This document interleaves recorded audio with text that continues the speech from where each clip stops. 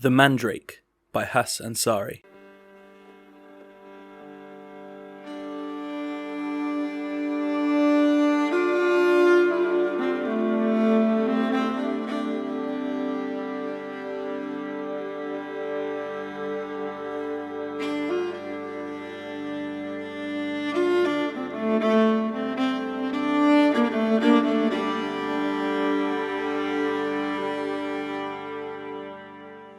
Casimir, or Casimir as recently adopted by his descendants, was aptly named.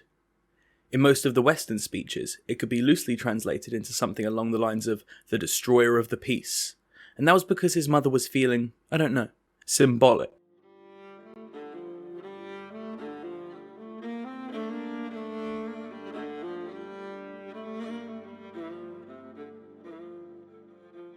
She had a terrible time during the last war between the West and Sarakis. It was a war that, among other things, left her without a husband and pregnant with a son. It was not in her nature to be sad, but those days made happiness a difficult pursuit.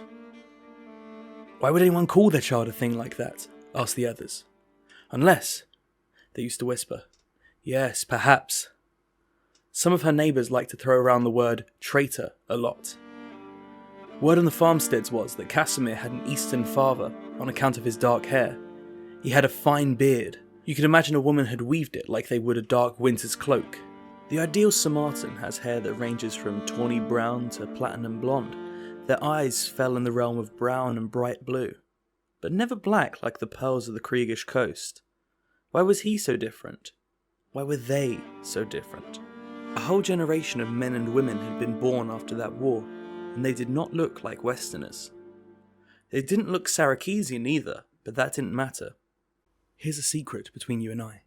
There wasn't a drop of saffron in him, but he didn't know that, nor did anyone else. His mother always said she was quite sure, but she wouldn't stake her life on it. Then again, she wouldn't stake her life on anything, because she enjoyed living for what it was worth, even when the going was tough. Casimir only ever asked his mother once about his father. It was a simple question, innocent enough. He didn't want to bring up bad memories, so he was careful with his words. He wasn't so careful in other ways.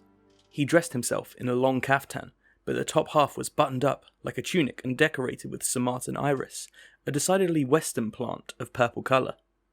He oiled his mustachios and even petitioned a travelling merchant to find him a shamshir. The traveller had returned after 3 long years and had exactly what Casimir had asked for. "This is a shamshir?" he asked the merchant. The merchant was a thin man whose violent experiences had left him jittery. His long blonde hair suffered from the effects of an early widow's peak, and the pointed corners of said peak had the odd effect of stretching his eyes, so that they looked like 2 blue almonds. Yes, I think so." "It has the right," he made a gesture with his hands, "curvature." The sword was definitely curvy. "It looked like a woman's hips." "You must have a damn fine woman. I'm more used to, a nice round shield shape." Casimir tested the weight of the sword. "A shamshir," he declared, striking a pose in his kaftan and fur-trimmed overcoat. "I have a shamshir. Do I look like a pasha?" he asked. Merchant looked him up and down. "Yes, if you like. So, 500 gold?" "500 gold? A steep price." "It has travelled many leagues, Casimir, and I won't drop my price. I know everyone has their tails between their legs when it comes to you, but not me. It wouldn't be the first time a big man has tried to rob me." 500 gold? Okay, but only because I wish to be closer to my ancestors. In the sword, are they? Obviously. I wouldn't have bought this shamshir had I not been able to hear my ancestors in the metal. "Listen," he said, as he placed the cold sword between the two of them. "Go on, put your ear to the blade." "Are you mad?" asked the merchant. "I'm being serious. I'm not going to cut you. Don't you want to hear Sarakesian magic?" Merchant's brow rose like a fish hooked to a line. "Sarakesian, did you say?" Casimir took up a rather defensive position. "Yeah, that's exactly what I said." Merchant rubbed his chin. Sarakesians didn't use shamshirs. They fought with the Khalij. When Casimir had ordered a shamshir, it was a shamshir the merchant had tried to get. It was a request that made him travel far. Should I tell him? He wondered. I've seen my fair share of miracles. This was a matter of fact. What was also a matter of fact was that Merchant had carried the thing from the borders of Dari to the fields of Samarta. It had no magic. I'll listen, he said. Then, both men stood there a while in silence, ears pressed to the hilts, so close their beards were almost touching. I can't hear anything, whispered the merchant. Well, that's because you're white as snow. There isn't a drop of saffron in your blood. I can hear them. They're singing. What about? Wouldn't you like to know? Alas, I'm tired now. Casimir yawned half-heartedly. Well, tell me first. I'm tired. And my mother's making holep. I'd like some holep. It's the least you could do, considering I've been carrying that thing for a year for just 500 gold. And I just found out my mother died. Oh no, said Casimir, thinking how terrible it would be if his own mother died. I'm sorry to hear that. How? She caught a common chill and died. Coughed her lungs out, apparently. Merchant's face became a grim mask of contemplation. Then his lips curled down into a sad frown. No more homemade holep for me, he said in a crackling voice. Please. Fine, conceded Casimir. The merchant stood up, and just before leaving Casimir's personal hut, paused and stared at him expectantly. What? Aren't you going to try it out? No, said Casimir. Why not? It's delicate. Only to be used when it must, on my enemies, he said, looking anywhere but at the astute man before him. His cop, for instance, had suddenly become very interesting. Right, said the merchant, thinking it was probably because Casimir had no idea how to fight with a sabre. Merchant had seen the Eastern dance, and it had little in common with the chivalric art. Not that Casimir would admit it, of course. As they crossed the patches towards the main cottage, Merchant's grey-haired horse brayed for his attention. All right, Raincloud, I'm coming. There's apples in a chest near the stable. Feel free to help yourself, said Casimir, who was fond of all horses. My gratitude. When he returned, Casimir held the door ajar for him to enter. Raincloud? Asked Casimir. It wasn't me who named her.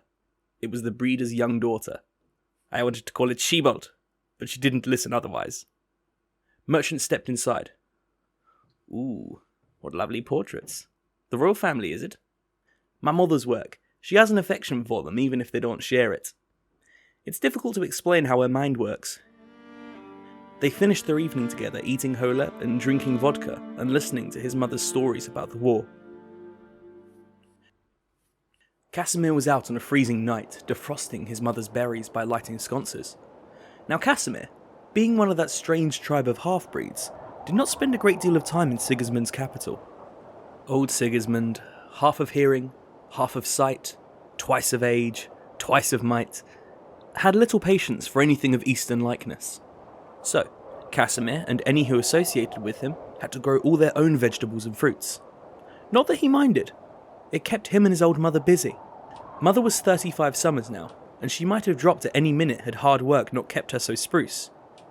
Anything above the 30th cycle was a gift. That's what makes Sigismund so terrifying, he thought. Nothing can kill that ancient. 184 summers. Ridiculous. You'd never find Casimir at that age, or his mother. She would die horribly before that, he was sure. She liked to fight. He had to patch her up a week ago, as she and a local housewife had begun striking each other with heavy frying pans. They weren't sure the housewife would make it, but, luckily for her, a wandering healer had just been passing by. Good thing, he thought, for he could not have bought his sword and posted her bail.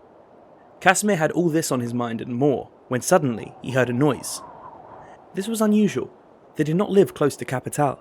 There was very little traffic coming this way, as the only thing beyond his mother's cottage was the forest. It could be a wolf, he thought. His heart went out to the hungry wolf. They'd find no meat here. Unless I was the meat, he thought suddenly.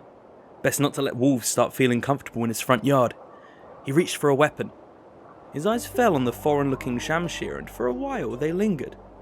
He chose a sling and some nice stones instead. Casimir ran to his wall, which he had built himself when he was just 16, and stuck his head over to see the silhouette of a shape scuttling away into the dark. To his surprise, it was not a wolf. In fact, he couldn't believe what he was seeing. "Princess Katarzyna!" he yelled. "What are you doing so far from Capital? Did you know it was night time?" he asked genuinely. Katarzyna froze. She risked a glance at him. Then she looked up at the sky in bewilderment. "Of course I know it's night time, you imbecile. You shouldn't address me so directly. I'm a princess and you're a farmer. I could have your eyes pulled out," she warned. "By whom? You're alone. Where are your guards and horses?" She carried on without answering. She spun back. "You know, on second thought, I'm not actually Princess Katarzyna. I'm an actress, and I'm just looking for my travelling troupe." "It's too late for that, princess." "Fine. I'm she. But if you tell anyone where I went, I'll have you killed by the Royal Guard." "I see. I can't imagine you getting a message to the Royal Guard if you're heading in the direction I think you're heading in." "And what direction is that?" asked the princess. Casimir looked around. There was nothing in sight save the mountain and the sea of green which sat in its purview. "The enchanted forest under Mount Bron." "No, I'm not," she said stubbornly. "Yes, you are." "No, I'm not," she repeated herself. "You're stubborn.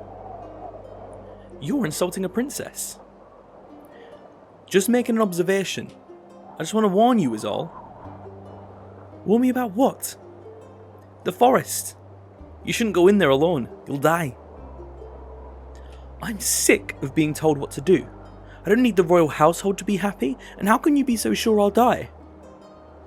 "Well, putting it lightly, if most men don't come back, I can't imagine a woman doing better, except for my mother, but then again she's crazy. She beat a farmer's wife over the head with a heavy frying pan just last week. Do you have any frying pans?" She charged off without answering, looking infuriated. "I guess you've made your mind up," said Casimir. "Be careful. There's a giant who lives in that forest called Rubazal. If he gets the chance, he'll make you his bride." "I won't be anyone's bride," she roared back, her voice ebbing and flowing with the course of the wind. "Is that what this is about? Your father finally decided it was time you were married. Nothing's wrong with being married, princess. Besides, you should think about all the liegemen who'll be sent there after you." Casimir shuddered. Suddenly the chill that had frozen the berries was cooling the marrows of his bones. Princess Katarzyna looked sheepishly in the direction of the forest. It was an ugly looking place. A mangled knot of roots that looked more like a den than a fairy tale grove. "I go because it is my freedom to do so. Why should I be held accountable for the foolish decisions of men and giants?" Casimir opened his mouth to speak, and then closed it just as quickly. He thought about the question. "In truth, I don't know. And yet you must. You wear the iron band." The princess wrenched her iron band from her forehead and threw it on the ground. It was her power, but it was also a choker of the mind. "Whoever wants it can very well have it." "If you say so," laughed Casimir. "You," she hissed, "have no right to laugh at me." She held out her hand in shaky admonishment. "You shall not speak of this to anyone. You shall not speak my name, I command you." Katarzyna waited, but Casimir did not know what for. Her face grew a deep red. "Apologies, princess. Was something supposed to have happened?" She spun around, and without another word, was on her way. Casimir got back to his fruits and vegetables and left her crown where she had thrown it. Bad idea to pick it up. Best leave it where it was for when the authorities inevitably came searching. Indeed, that was when Casimir knew it would be an interesting week.